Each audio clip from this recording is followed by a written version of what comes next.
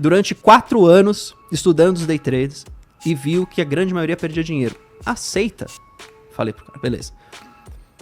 Aí os pensadores, os grandes investidores mostraram que se investir olhando para os negócios, para os fundamentos da empresa, com foco em longo prazo, trouxe as rentabilidades de grandes investidores, Warren Buffett, Luiz Barsi, até um fundo de investimento chamado Guepardo, que eu citei lá, mostrando que o longo prazo funcionava. Falei, gente, vamos aceitar. Os caras já provaram pra gente, eles estão trazendo. A gente tem que olhar pro cara que criou a parada, que fez, a gente vai aceitar. E mesmo assim, no final da live, adivinha? Um monte de gente falando, não, eu ainda acredito que não precisa olhar pro longo prazo, não. Falei, meu amigo, você é maluco, porque os caras já provaram, a gente não tem que aceitar nada, a gente tem que copiar os caras, tá copiando eles e aplicando hoje. E aí é aquilo, é um trabalho de educação ao longo do tempo, mas o longo prazo é vencedor e é assim que tem que olhar investimento. Exato, até na questão de risco-retorno. E na tua visão, focar numa carteira 100% previdenciária no Brasil faz mais sentido do que ficar procurando empresa de crescimento? Eu sou suspeito pra falar, mas eu acho que sim. Mas eu vou explicar porque o pessoal às vezes não entende o porquê que eu falo isso. Não é que não dá para você encontrar outras empresas boas no Brasil que não pagam dividendo. Existem outras empresas boas que não pagam dividendo. Vamos citar aqui, por exemplo, uma Priu. Uma VEG, por exemplo. Uma VEG. Não pagam um dividendo atraente para você ter uma carteira previdenciária. Mas são boas empresas. Agora, por que fugir do óbvio, sendo que o óbvio dá certo? E eu tenho essa máxima na minha cabeça que é, eu vou aceitar o fato que dá certo aqui e eu não vou ficar tentando argumentar contra um fato. Eu vou aceitar ele e a partir desse fato eu vou fazer o que deve ser feito. Então aqui no Brasil, historicamente, o que a gente viveu? País de juros altos, país de muita incerteza política, país de inflação, entre aspas, descontrolada, que leva esse cenário macroeconômico caótico para crescimento, para empreendedorismo, vamos dizer assim. Não é à toa que a gente não tem empreendedores aqui, não tem tantas empresas de crescimento aqui. Então, as empresas de crescimento que entram no Brasil, elas sofrem muita dificuldade porque é um cenário macroeconômico muito desafiador, que é muito diferente dos outros países. Então, imagina uma empresa aqui extremamente alavancada hoje em dia no Brasil. Ou imagina hoje uma empresa no Brasil que está buscando crescer, ganhar market share, mas para isso ela precisa queimar caixa. Olha quanto custa hoje para ela conseguir se endividar, para ela conseguir pegar mais dinheiro. O mercado de capitais no Brasil às vezes não tem nem tanto espaço assim para ela ir atrás desse novo dinheiro. Então, quando a gente vê esse cenário no Brasil e eu vejo as empresas que estão dando certo por anos e anos, quais são essas empresas? De setores que a gente chama de perene, né? Então, que são aqueles setores necessários para a sociedade. E são empresas de maturidade super avançada. São empresas de anos e anos e anos de história. Então, a gente pega grandes bancos, seguradoras, elétricas, empresas grandes ligadas a commodities, que é um pouco do carro-chefe do Brasil, empresas ligadas ao agronegócio também eu colocaria aqui. Então, essas empresas, é óbvio que funciona. Normalmente são empresas menos alavancadas, que geram caixa, geram lucro, crescem em market share mesmo assim, mas não precisam depender de um cenário macro que não é desafiador para isso. Enquanto um varejo pode até crescer. Mas, para crescer o cara precisa se endividar. Para crescer, às vezes ele precisa queimar caixa por não sei quantos meses. No cenário de hoje isso é impossível. Nem o mercado quer isso. Por quê? Porque é muita incerteza. Então hoje, no Brasil, como que eu montaria uma carteira? Aceitando o fato que o óbvio que funciona é banco, elétrica, seguradora, empresa ligada a commodity, grande empresa ligada a commodity, Vale, uma Petrobras da vida. E deixaria a parte de crescimento para investir nos Estados Unidos. Até porque isso vai ajudar o cara a diversificar em dólar, não ter essa exposição a real. E lá é um cenário, mesmo com os juros mais altos da história nos Estados Unidos, ainda é melhor do que aqui, você entendeu? Sim. Uma Nvidia, aí você pega a Apple, você pega a Google, aí você vai nessas tendências de inteligência artificial, coisa de maluco, mas lá, e não aqui, entendeu? É assim que eu vejo, pelo menos. Bruno, mas aí você tá deixando de lado oportunidades em small caps no Brasil que podem multiplicar por 10 vezes seu capital. Beleza, tem empresas nos Estados Unidos que também pode multiplicar por 10 vezes o meu capital. Aqui no Brasil eu não vou correr esse risco. Porque pode multiplicar 10 vezes, pode, mas pode nem sobreviver em algum momento. Enquanto o cuja oportunidade de eu não investir num Banco do Brasil hoje e investir numa empresa que não me gera lucro é muito alto, porque Banco do Brasil me dá só de dividendo 12% ao ano, isento de IR, mais uma possível valorização. E digo mais, ainda todas essas empresas de cenário maduro, de bancos, seguradoras, todas estão fazendo programa de recompra de ações hoje em dia. Mais um indicativo de que, até a empresa tá vendo que tá barato o negócio, entendeu? Até a empresa está recomprando para depois, quiçá, até vir ao mercado de novo e conseguir pegar mais grana ainda no mercado de alta.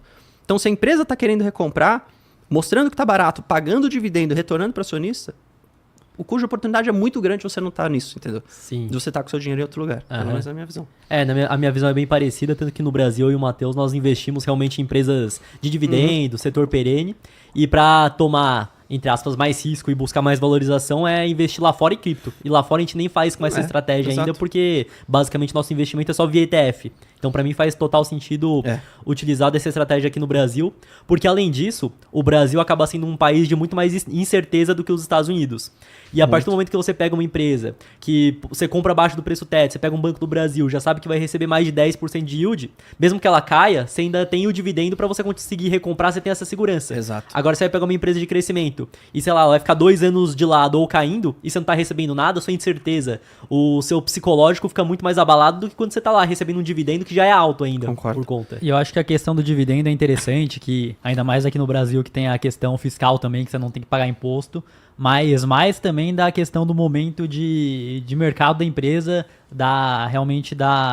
como eu posso dizer, da maturidade da empresa. Então é uma empresa que, para pagar dividendo, ela tem que ser capaz de ter lucro para conseguir pagar esse dividendo. Então logo já é uma empresa que vai sofrer menos com essa questão de juro alto, de incerteza, do fiscal. Então acho que acaba sendo um ponto interessante. Tem gente que pensa, mas eu não preciso receber o dividendo agora. Mas não é pela questão de você precisar ou não do dividendo, e sim que o nível de maturidade dessa empresa já está em um patamar que a certeza que ela vai ter um lucro constante ao longo do tempo é muito maior do que uma empresa que depende de alavancagem, depende de taxa de juros, depende do macro estar funcionando para ela conseguir se desenvolver. Exato. E você tocou num ponto que eu acho legal, que é o seguinte. Você falou, eu vou investir numa empresa que paga dividendo porque, na verdade, o dividendo é a consequência de ter um fundamento muito bom na empresa. E por isso que ela consegue atravessar esses cenários difíceis. E até uma crítica que eu faço, eu tenho um monte de colega analista, inclusive lá na Genial, que é onde eu tô, inclusive tô com a camiseta. Tem um monte de colega analista, então não é que eu tô xingando o trabalho dos analistas, não é isso, mas eu discordo muito do como o analista a sua recomendação. Por exemplo, quando um analista monta uma carteira recomendada, não está errado isso. Eu só discordo eu pessoalmente, por isso que eu faço diferente. Ele sempre tende e fala assim, olha, eu vou escolher uma carteira de ações para bater um benchmark.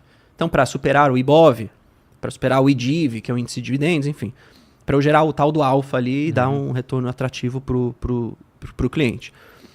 E aí, normalmente, quando você está querendo buscar e bater esses índices, às vezes você pode ter na carteira empresas onde o fundamento não é tão sólido, mas às vezes ela está tão barata que o cara fala, se melhorar um pouquinho do macro, essa empresa pode subir muito, pode multiplicar 2 vezes, sei lá, pode subir 100%. Só que o fundamento não é tão bom. Às vezes o fundamento nem existe, às vezes é um fundamento muito ruim, mas ele comprou porque estava barato. Eu gosto de ver do outro lado, eu falo, cara, eu vou comprar empresas que são muito sólidas sempre, que os balanços delas são bons, que a estrutura de capital é sólida, que ela me gera caixa, me gera lucro, é pouco endividada, por consequência ela paga dividendos, e esse cenário, por a empresa ser muito boa, ao longo do tempo, a consequência é que essas ações vão valorizar. E aí a minha consequência vai ser que eu vou, muito possivelmente, performar melhor do que um IBOV, melhor do que um IDIV, que é o que está acontecendo com a minha carteira. Só que você percebe que a decisão foi feita olhando de uma outra ótica. Uma ótica é, deixa eu comprar tudo que está barato, porque eu quero bater o IBOV. A minha ótica é, não, deixa eu encontrar bons negócios que pagam dividendos, que a consequência disso vai ser bater o IBOV. Então acho que hoje o pessoal fica muito vidrado nisso. Eu preciso criar uma carteira para bater os índices, porque se o IBOV subiu 10, eu preciso que minha carteira suba 20. Não, você não precisa de nada disso. Você precisa escolher bons negócios, boas empresas. A consequência ao longo do tempo é que isso naturalmente vai performando melhor. Por quê? Porque em cenários muito ruins macro, as outras empresas que não têm fundamentos bons vão cair forte. 80%, 70%. Para você recuperar isso, é um nabo. É difícil pra caramba recuperar uma queda de 70%. Precisa mais que dobrar, para você chegar no zero. Enquanto a empresa que tem um bom fundamento, ela pode até cair 100, cai 10, cai 15. Aí você recompra mais, aí com dividendo já você zera, teoricamente, essa perda. Você entendeu? E aí, consequentemente, sua carteira vai melhorando a performance. Então, quando o pessoal abrir o olho e começar a pensar assim, eu acho que muita gente vai ter uma carteira melhor, naturalmente melhor, entendeu? E performance naturalmente melhores. Só que é óbvio, muita gente não quer nem que eu fale isso. Porque Isso vai até contra a venda, né? Às vezes, até gestor de fundo. Que não, a gente vai cobrar performance porque a gente está batendo o índice. Tá, mas aí você bate o índice 1 ano, 2 anos. Aí quando você olha, 3 você não bateu, entendeu? É melhor você ter uma carteira consistente. Minha visão. E que vai bater o índice é porque acho que no teu caso você realmente vê o longo prazo. Porque a longo prazo não tem como, são bons negócios. A tendência é que eles vão performar melhor que o índice a longo prazo. Agora o cara que tá montando uma carteira recomendada, que é gestor, ele tá querendo mostrar resultado acima do benchmark do índice no curto prazo. Então, e eu acho que esse que é o problema. Esse que é o problema, porque o pessoal quer ser muito imediatista. E talvez isso seja até um pouco da cultura e da sociedade brasileira. A gente tem que mudar isso. A gente, quando eu falo a gente, nós aqui fazendo os vídeos, fazendo as coisas, a gente tem que trazer essa mentalidade do pessoal que, o investimento não é para olhar para o curto prazo. O investimento é igual você criar um bebê, cara, um filho. Seu filho nasce, não é no dia seguinte que seu filho tá grande dirigindo o carro, jogando futebol bem pra caramba. Vai aprender com o tempo. E é muito óbvio isso na vida das pessoas quando se fala de um bebê. Pro cara, mas é óbvio, né? Tá, mas por que você não faz isso com a sua carteira de investimento, então? Trate ela como um bebê, como um filho. O seu filho nasce, você vai cuidando, você vai entendendo o que faz mais sentido para ele, o que gosta, o que não gosta, onde que é pior, onde que é melhor. Só que o pessoal não pensa assim para os investimentos. Por quê? Porque acho que tá um pouco na cultura de ser muito imediatista. E quando as pessoas mudarem, a gente vai ter no Brasil se desenvolvendo a nível de sociedade mesmo. E por isso que eu não acredito que... Eu não acho que o caminho está num governo. Eu acho que o caminho está nisso. Nessas visões das pessoas de investir bem, de pensar a longo prazo. Porque quando você pensa no longo prazo para você, no final do dia você está pensando para todo mundo também, né? Que a consequência, a externalidade positiva é isso. E eu vejo muito assim os investimentos. Eu falo. E muita gente fala, não, isso é besteira, cara. Porra, fiquei em longo prazo. Então você está comprando agora. Mas olha aí o dólar onde está, olha aí o Lula. Eu falei que eu quero que se exploda o Lula. Entendeu? É bem simples. Você acha que o Banco do Brasil vai deixar de existir? Uma BB Seguridade, uma Taesa, uma Transmissão Paulista? Tipo, pode ser... Vamos supor o pior cenário do mundo. Uma empresa na minha carteira deixou de existir. Ok, isso é o pior cenário. Sim, é muito difícil de acontecer. Mas beleza, por isso que eu tenho outras. Eu não tenho tudo em uma. Então também tem nesse sentido. Diversifica, mas não pulveriza. Tem um ponto ótimo. Isso que o pessoal não entende. É muito 880 as coisas aqui. O pessoal lê num livro... diversificação. Aí compra 15 mil ativos na carteira.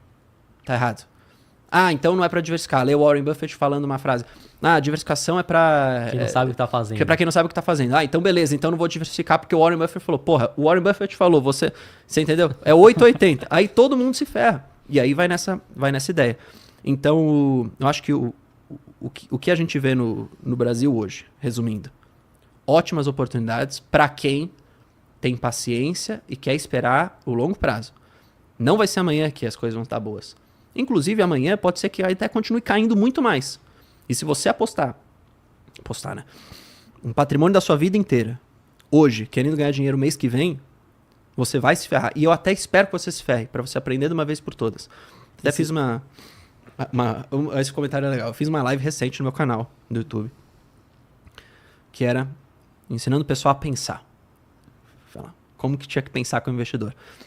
E eu trouxe diversos fatos que aconteceram na história. Primeiro fato, aceita o que funciona. Pesquisas mostrando que day trade não funcionava. Aceita isso. Mas eu não acredito. Não é pra você acreditar, é pra você aceitar, tá aqui. Um cara fez um estudo durante 4 anos estudando os day trades e viu que a grande maioria perdia dinheiro. Aceita. Falei pro cara, beleza. Aí os pensadores, os grandes investidores, mostraram que se investir olhando para os negócios, para os fundamentos da empresa, com foco em longo prazo, trouxe as rentabilidades de grandes investidores. Warren Buffett, Luiz Barsi, até um fundo de investimento chamado Guepardo, que eu citei lá, mostrando que o longo prazo funcionava. Eu falei, gente, vamos aceitar. Os caras já provaram pra gente, eles estão trazendo. A gente tem que olhar pro cara que criou a parada, que fez, a gente vai aceitar. E mesmo assim, no final da live, adivinha? Um monte de gente falando, não, eu ainda acredito que não precisa olhar pro longo prazo, não. Eu falei, meu amigo, você é maluco, porque os caras já provaram, a gente não tem que aceitar nada, a gente tem que copiar os caras, tá copiando eles e aplicando hoje. E aí é aquilo, é um trabalho de educação ao longo do tempo, mas o longo prazo é vencedor e é assim que tem que olhar investimento. Exato, até na questão de risco-retorno mesmo. Então, Sim. Por exemplo, o cara chega e fala o seguinte, beleza, eu posso comprar boas empresas aqui, já vou receber mais de 10% de yield no dividendo projetado aí para 2024, eu posso comprar empresas que não são tão boas assim, mas se o macro melhorar, ela pode disparar. que pode acontecer? Ah, vamos supor que, porra, o macro melhorou pra caramba, o Lula parou de falar que vai gastar, o dinheiro cortou gasto, parou de cobrar tanto imposto lá, baixou o caso começa até a ficar cômico. Tem que até rir pra... O juro vai começar a baixar aqui no Brasil, vai terminar 2025, sei lá, abaixo de 8%, vai ter um monte de empresa, teoricamente, que não tem tanto fundamento assim, disparando. Mas mesmo pro cara que comprou uma boa empresa pra receber 10% de yield no ano, tá ruim? Não tá ruim, mas óbvio que outra vai ter disparado mais. Mas isso ao mesmo tempo não acontece nada disso. O cenário piora, as empresas, dependendo de alavancagem, não conseguem ter um bom desempenho, caem em mais 50%, 60%, 70%. O cara que fez uma escolha mais segura, continua tendo o dividendo dele caindo, continua tendo uma carteira que vai cair menos, então acho que é sempre ver nessa questão. Mesmo que, beleza, tem outro que tá teoricamente ganhando mais dinheiro, mas mesmo assim o que eu fiz não tá ruim ainda. Ou até mesmo o cara tem uma valorização nas empresas da carteira que são mais arriscadas, só que aí a gente pega no curto prazo, beleza, valorizou. E a médio prazo? É um setor, querendo ou não, esses setores de varejo, de aviação, subiu pra caramba. Mas é aquilo, se o cara não tiver um time muito bom, ele vai estar perdendo dinheiro e vai perder pro cara que tem a estratégia previdenciária de ações que pagam dividendos.